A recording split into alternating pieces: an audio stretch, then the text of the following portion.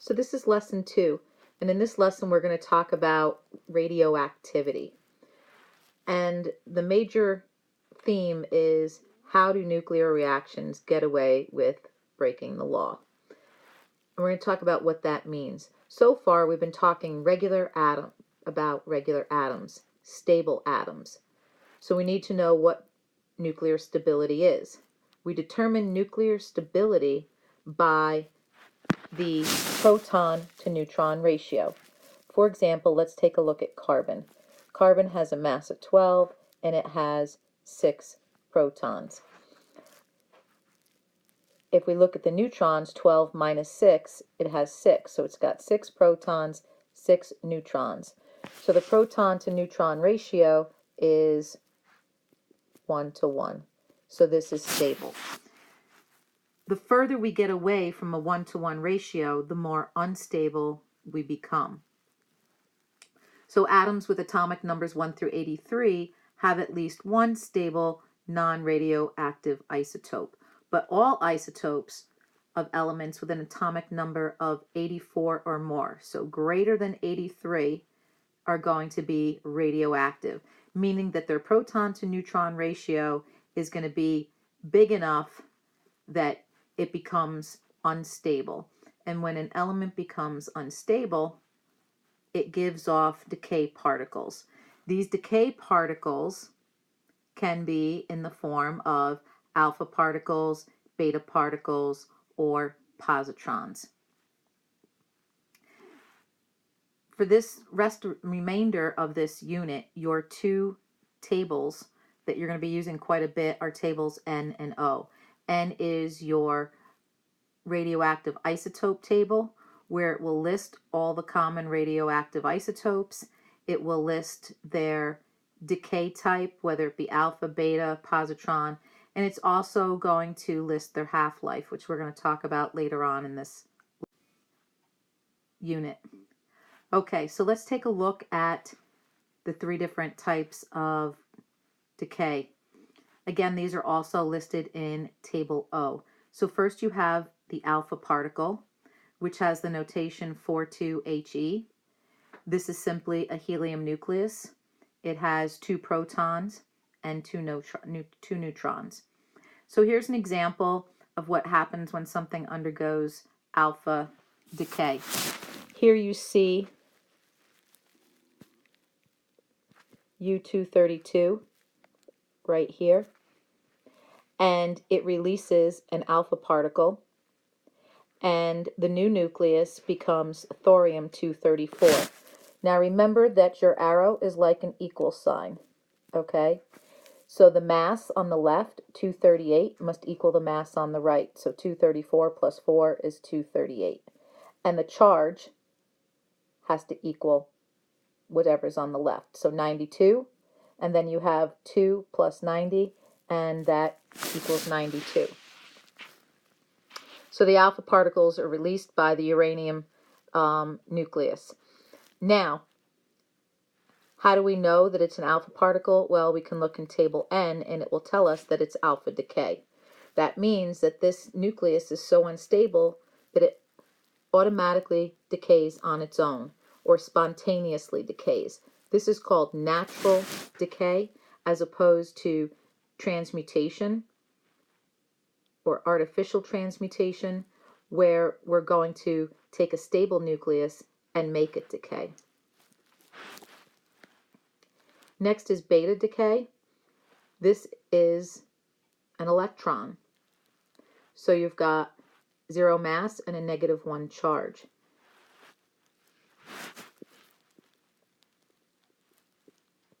Here you can see potassium 42 undergoes beta decay, and it forms calcium 42. Notice how the mass stays the same, but the charge differs.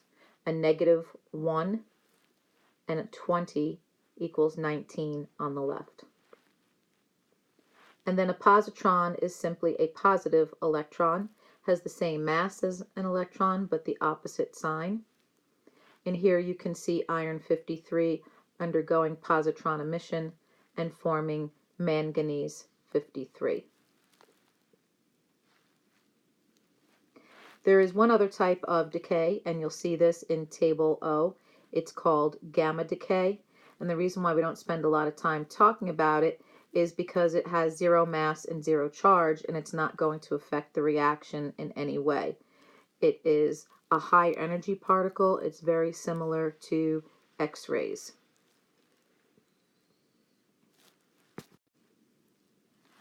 Okay, in this top diagram, this is showing you what happens when a radioactive element emits a stream of radioactive particles.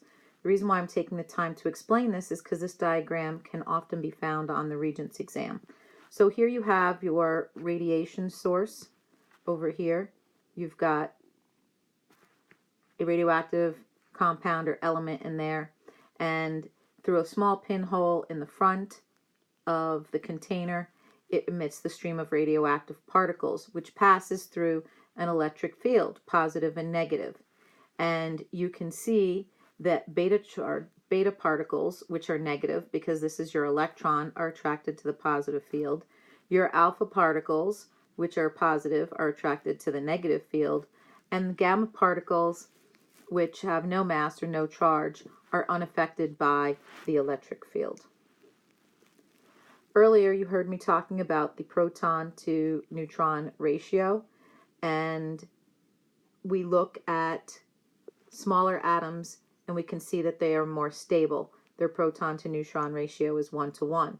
As they become larger, though, you know that the mass increases, and it comes to a point where it's increasing more rapidly than the atomic number. Therefore, you have more neutrons than you do protons. So that drives the stable neutron to proton ratio as high as 1.5 to 1. So your neutrons are much more massive than your protons. So this creates a zone of stability inside of which the isotopes are stable. And then outside the zone, nuclei either have too many or too few neutrons to be stable, and therefore are considered radioisotopes and automatically will decay, emitting either beta, alpha, or gamma particles until they become stable. So the next thing we're going to talk about is nuclear energy, and we're going to talk about how nuclear energy violates the law of conservation of mass. If you recall in the past, I told you that law of conservation of matter tells us that matter cannot be created or destroyed, simply rearranged from one form to another. And that's great for physical and chemical changes, but it does not apply to nuclear changes. So when something decays, it gives off energy. In fact, it gives off a lot of energy. Our Earth's core has been kept molten due to the amount of energy given off by radioactive isotopes that are found within it. And that molten core then creates our magnetic field and protects us from high energy particles given off by the sun. Now, when a nuclear change occurs, okay, or nuclear decay, it comes from this energy comes from what's called mass defect. So a tiny bit of mass is converted to a whole lot of energy. And the mass that's converted is so small that you wouldn't actually really miss it, but it does violate the law of conservation of energy because we're not exactly starting or ending with the same amount of mass that we started with. But as I said, that doesn't apply to nuclear changes. Now, the equation that was used to calculate the energy given off during a nuclear change is E equals mc squared. If you're taking physics or you've had a little bit of physics, then you're familiar with this equation. It was discovered by Albert Einstein, but it was used by Lise Meitner to make nuclear power possible. And then you're not going to have to use this formula, but I just wanted to let you know that it exists. So, bottom line is, we're going to talk about a little bit later in this unit, fission and fusion, two nuclear reactions that produce a whole lot of energy. You should be familiar with a couple of ways that radioactivity can be. be detected. The first one is by the use of photographic film. It can expose protected photographic film, and this was first discovered by Antoine Henry Becquerel. He found that a chunk of uranium rock placed on top of protected photographic film causes it to be exposed. He reasoned that there must be some high-energy particles escaping the rock that penetrated the protective wrapper of the sheet of film and activated the film pigments themselves. So that's one way. Another way is it can cause phosphorescent glow-in-the-dark materials to glow. And this was discovered by Marie and Paul Curie, who discovered the elements radium and polonium, both which give off significantly more radiation per gram than uranium does.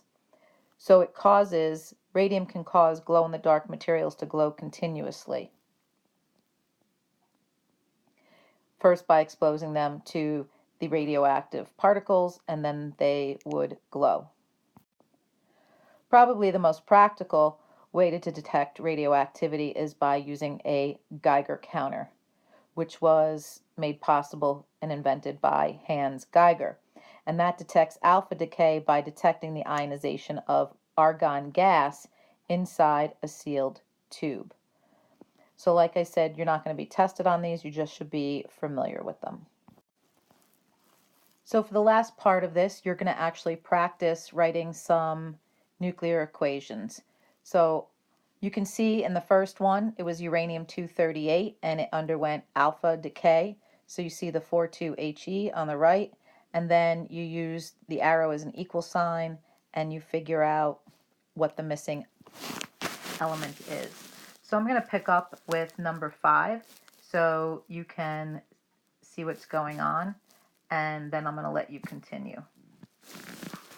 So here it tells you that it's alpha decay. So we have thorium, and it undergoes alpha decay, 42He. And this is 230, and I have 4, so this is going to be 226. And then this is 90, so this has to be 88. And then I go to my periodic table, and I look up what 88 is.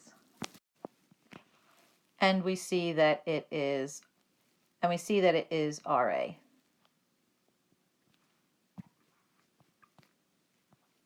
So that becomes the next equation. So I've got 226, 88, Ra, and this undergoes alpha decay, 42He.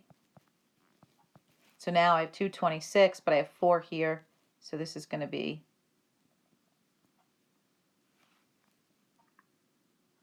222,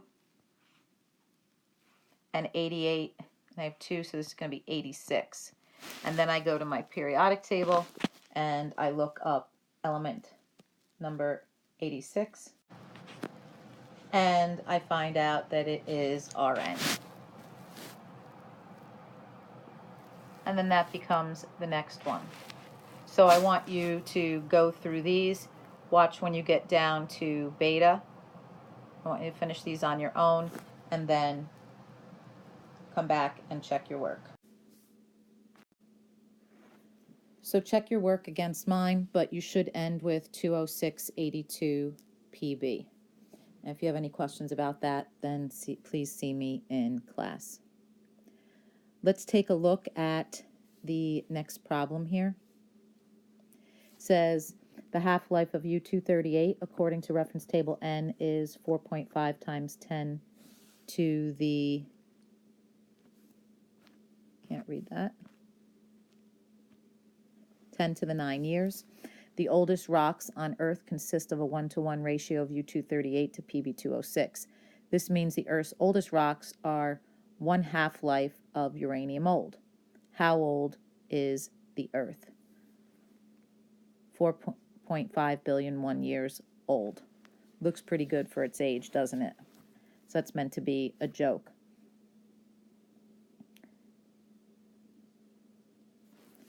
All right.